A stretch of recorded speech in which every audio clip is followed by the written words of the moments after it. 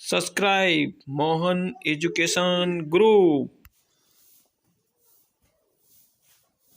नमस्कार दोस्तों मैं आपका दोस्त जगमोहन जोगी। दोस्तों, आप मोहन एजुकेशन ग्रुप के चैनल पर पढ़ रहे हो। दोस्तों, यदि आपको वीडियो अच्छा लगे तो दोस्तों आप वीडियो को लाइक, शेयर और दोस्तों सब्सक्राइब जरूर करें और दोस्तों बेल आइकन के बटन को दबा दें, जिससे दोस्तों मेरा प्रत्येक नोटिफिकेशन आप तक पहुंच सके और दोस्तों आपको मैं और जानकारी से अवगत करा सकूं।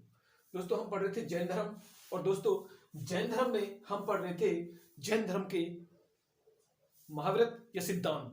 दोस्तों, इससे पहले हमने जैन धर्म के पंच महाव्रत पढ़े। दोस्तों, पंच महाव्रतों के बाद में दोस्तों अगला जो सिद्धांत था वो था दोस्तों जैन धर्म का संलेखना व्रत संथारा व्रत। दोस्तों, संलेखना और संथारा व्रत क्या है? दोस्तों, जैन धर्म के जो तीर्थंकर होते हैं, दोस्तों जैन धर्म के जो तीर्थंकर होते हैं, दोस्तों वो तीर्थंकर जैन धर्म के जो तीर्थंकर होते हैं, दोस्तों वो तीर्थंकर क्या करते हैं? जब उनको वृद्धावस्था हो जाती है तो दोस्तों वे भूखे प्यासे रहकर अपना शरीर त्याग देते हैं। दोस्तों, जैन धर्म जो तीर्थंकर होते हैं वो जब उनकी वृद्धावस्था हो जाती है दोस्तों भूखे प्यासे रहकर अन्न जल त्याग कर अपना शरीर त्याग देते हैं। उसे दोस्तों जैन धर्म में संलेखना या संतारा कहा जाता है। दोस्तों, उसे जैन धर्म में संलेखना या संथारा कहा जाता है। दोस्तों, अब बात होती है कि इतिहास में संथारा करने वाला शासक, दोस्तों कई बार प्रश्न पूछा गया है कि इतिहास में संथारा करने वाला शासक। तो दोस्तों इतिहास में चंद्रगुप्त मौर्य एक ऐसा शासक था दोस्तों जिसने 298 ईस्वी पूर्व में दोस्तों क्या किया? सुणबेलगोला अर्थात दोस्तों कर्नाटक, दोस्तों सुणबेलगोला कहां पे है? कर्नाटक में संथारा किया दोस्तों। अर्थात दोस्तों इतिहास में चंद्रगुप्त मौर्य ने 298 ईस्वी बीसी में सुणबेलगोला अर्थात कर्नाटक में संथारा किया। दोस्तों, यही हम बात करें अगला जो सिद्धांत है दोस्तों वो है आत्मवादी। दोस्तों, आत्मवादी अर्थात दोस्तों आत्मा के अस्तित्व में विश्वास करना।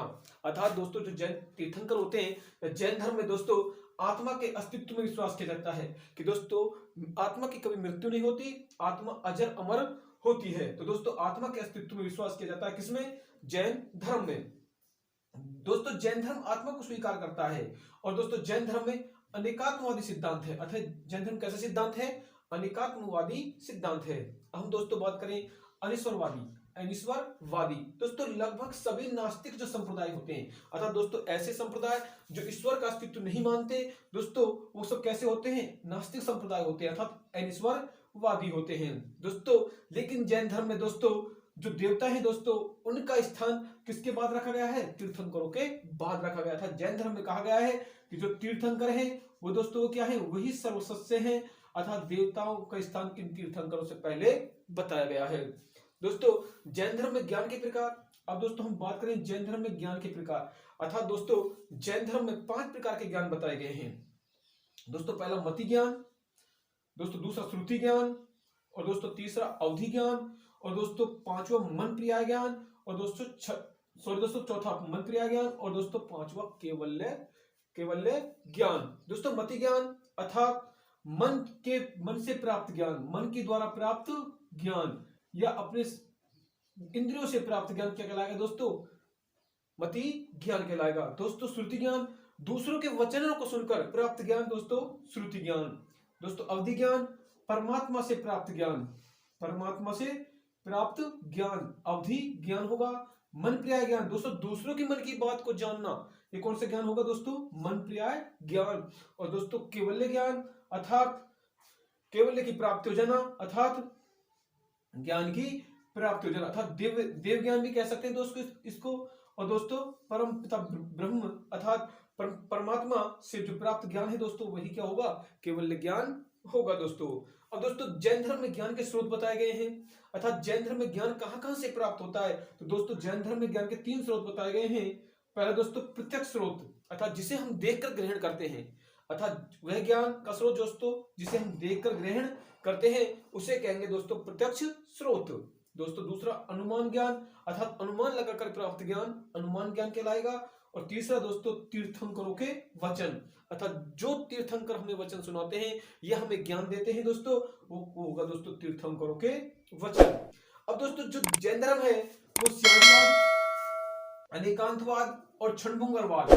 दोस्तों इस जैन धर्म में स्यादवाद को क्या कहा गया है, अनेकांतवाद कहा गया है, और दोस्तों इस स्यादवाद को ही क्षणभंगुरवाद कहा गया है। अर्थात दोस्तों हम कहें मनुष्य के विचार स्थायी नहीं होते, अर्थात प्रति क्षण बदलते रहते हैं। ये क्या कहलाता है दोस्तों, जैन धर्म में स्यादवाद कहलाता है। अर्थात मनुष्य के विचार कैसे नहीं होते दोस्तों, स्थायी नहीं होते, वो प्रति क्षण पल पल में क्या होते रहते हैं दोस्तों, बदलते रहते हैं। दोस्तों जैसे उदाहरण देखें, नहीं है दोस्तों, कोई है, कहेगा दोस्तों, कहेगा कि आत्मा है। उसके बाद दोस्तों कोई कहेगा नहीं है, दोस्तों कोई कहेगा शायद है, कोई कहेगा दोस्तों शायद है, और कोई कहेगा दोस्तों शायद नहीं है। दोस्तों कोई कहेगा कहा है लेकिन कहा नहीं जा सकता था, दोस्तों है लेकिन उसके बारे में कहा जा नहीं सकता, और एक कहेगा दोस्तों नहीं है, कहा नहीं जा सकता। तो दोस्तों ये था स्यादवाद। आगे बात करें दोस्तों हम जैन धर्म के अनुसार सृष्टि का निर्माण। अर्थात दोस्तों जैन धर्म के अनुसार सृष्टि का निर्माण किस प्रकार हुआ। दोस्तों जैन धर्म के अनुसार सृष्टि का निर्माण 6 तत्वों से मिलकर हुआ। दोस्तों जैन धर्म के अनुसार सृष्टि का निर्माण 6 तत्वों से मिलकर हुआ, जिनमें दोस्तों जीव, अजीव, धर्म, अधर्म, आकाश, काल और पुद्गल। दोस्तों आकाश सर्वश्रेष्ठ तत्व बताया गया है, अर्थात सर्वश्रेष्ठ जो श्रेष्ठ तत्व बताया गया है दोस्तों, वो क्या बताया गया है, आकाश को बताया गया है। और दोस्तों पुद्गल अर्थात भौतिक वस्तुएं, अर्थात भौतिक साधन, ये क्या है दोस्तों, पुद्गल कहलाते हैं। अर्थात दोस्तों जो पृथ्वी है उसके इसकी रचना 6 तत्वों से मिलकर हुई है, अर्थात सृष्टि की जो रचना है दोस्तों 6 तत्वों से मिलकर हुई है। जीव, अजीव, धर्म, अधर्म, आकाश, काल और पुद्गल। दोस्तों यही हम बात कर ले जैन संगतियों की। तो दोस्तों जैन धर्म में अब तक 2 संगतियां हुई हैं। कितनी संगतियां हुई दोस्तों, 2 संगतियां हुई हैं। अर्थात जैन धर्म में 2 संगतियां हुई हैं। और दोस्तों दोनों संगति किस कब कब हुई और किस किस के शासन काल में हुई, और दोस्तों इन संगतियों के अध्यक्ष कौन थे, और दोस्तों किस शासक के काल में हुई। तो दोस्तों देखते हैं प्रथम जैन संगति। दोस्तों प्रथम जैन संगति 4वीं शताब्दी या कहें दोस्तों 300 ईसा पूर्व। दोस्तों 4वीं शताब्दी या सन देखें तो 300 ईस्वी पूर्व।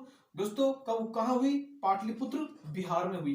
दोस्तों इसके जो अध्यक्ष थे वो कौन थे, स्थूल भद्र थे। और दोस्तों जहां ये संगति, जिसके शासन काल में संगति हुई, वहां के शासक थे दोस्तों चंद्रगुप्त मौर्य। दोस्तों पहली संगति में क्या हुआ, पहली संगति में दोस्तों जैन धर्म 2 भागों में बट गया। जैन धर्म कितने भागों में बट गया दोस्तों, 2 भागों में बट गया। अर्थात दोस्तों एक दोस्तों श्वेतांबर और दोस्तों दूसरा दिगंबर। दोस्तों श्वेतांबर और दिगंबर, अर्थात जैन धर्म दो भागों में बट गया, श्वेतांबर और दिगंबर। अर्थात दोस्तों श्वेतांबर श्वेत वस्त्र धारण करने वाले, श्वेत वस्त्र धारण करने वाले दोस्तों, और दिगंबर दोस्तों नग्न रहने वाले। ये दोस्तों पहली संगति में, कौन संगति में दोस्तों, प्रथम संगति में जैन धर्म 2 भागों में बट गया। अब दोस्तों श्वेतांबर अर्थात दोस्तों स्थूल भद्र के शिष्य क्या कहलाए दोस्तों, श्वेतांबर कहलाए। और दोस्तों भद्रबाहु दोस्तों भद्रबाहु के शिष्य दोस्तों क्या कहलाए, दिगंबर कहलाए। दोस्तों भद्रबाहु के शिष्य दिगंबर और स्थूल भाव के शिष्य दोस्तों श्वेतांबर कहलाए। अब दोस्तों हम बात करें कि दोस्तों इस संगतियां अर्थात जैन धर्म 2 भागों में डिवाइड कैसे हुआ, अर्थात कब हुआ, तो दोस्तों प्रथम संगति के दौरान हुआ। लेकिन दोस्तों होने का कारण क्या था, तो दोस्तों हम आपको बता दें, मगध में 300 ईसा पूर्व से पहले एक भयंकर अकाल पड़ा। दोस्तों मगध में क्या पड़ा, भयंकर अकाल पड़ा। इस अकाल से दुखी होकर दोस्तों भद्रबाहु अपने शिष्यों सहित स्वर्ण बेलगोला की पहाड़ियों पर चले गए, और दोस्तों कुछ दिन बाद वापस लौटे। तो दोस्तों स्थूलभद्र और भद्रबाहु के शिष्यों में आपसी मतभेद हो गया, और दोस्तों जब मतभेद हुआ तो इस मतभेद के कारण ही जैन धर्म 2 भागों में विभाजित हो गया। पहला स्थूलभद्र के शिष्य और दूसरे दोस्तों भद्रबाहु के शिष्य। अर्थात दोस्तों स्थूलभद्र जो शिष्य थे वे श्वेतांबर, और दोस्तों भद्रबाहु के जो शिष्य थे वो दिगंबर कहलाए। तो दोस्तों ये थी पहली संगति। अब देखते हैं दोस्तों दूसरी संगति। दोस्तों ये 6ठी शताब्दी अर्थात ईस्वी की 6ठी शताब्दी में दोस्तों 512 ईस्वी के लगभग दोस्तों ये कहाँ हुई? वल्लभी अर्थात गुजरात में। दोस्तों यहाँ के जो अध्यक्ष थे इसके वो थे दोस्तों देवधरी क्षमा श्रवण। दोस्तों और किसके शासनकाल में हुई दोस्तों? कुमारगुप्त सेकंड के शासनकाल में हुई।